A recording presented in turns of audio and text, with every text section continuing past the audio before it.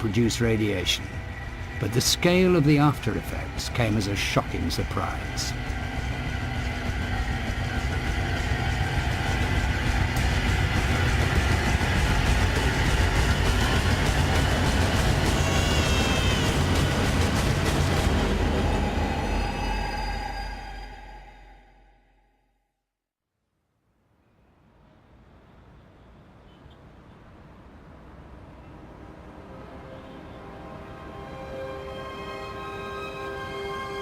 Today, Hiroshima is a thriving city of over 1 million people.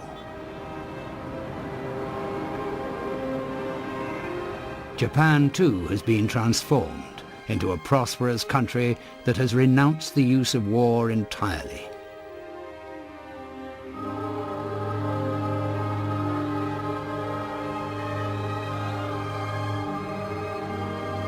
Although no one has used a nuclear weapon since, arguments continue as to the morality of dropping the bomb. Was it really necessary? Could it have been avoided? The nation had no rice to eat. People had not eaten white rice for a whole year. How could such a country go to battle? The Americans knew that very well and still dropped the atomic bomb. Why? It was an experiment. They knew that the bomb had enormous explosive power. What they did not know was how much damage the radiation would cause. Some scientists thought they knew, but they had not tested it, so they made an experiment to find out by testing it on human beings. The final decision that resulted in the two bombs, Hiroshima and Nagasaki, was not made in Potsdam. It wasn't made by Truman. It was made by the Japanese militarists when they rejected any opportunity to surrender just their armed forces and save further massive loss of life.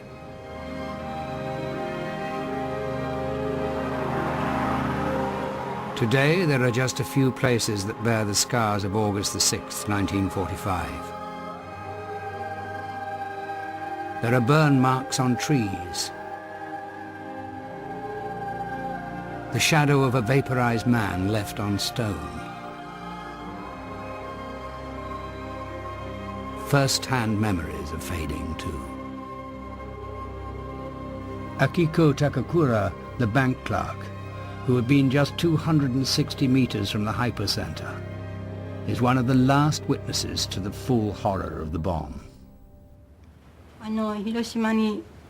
There is a department store called Sogo in Hiroshima, where I stop sometimes for tea. From the tea room, I can see the road from the bank to the drill ground where we escaped.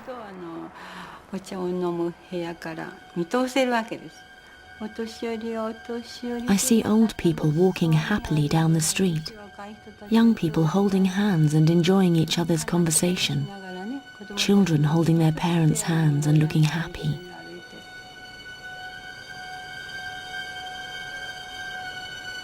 And I think about those awful scenes that I experienced many years ago now, and all the people that lost their lives.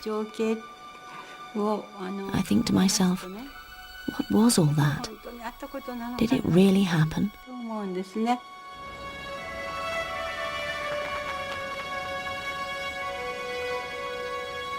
Every year on the 6th of August, there are ceremonies to recall what took place on that day, to make sure that these events are never forgotten or repeated.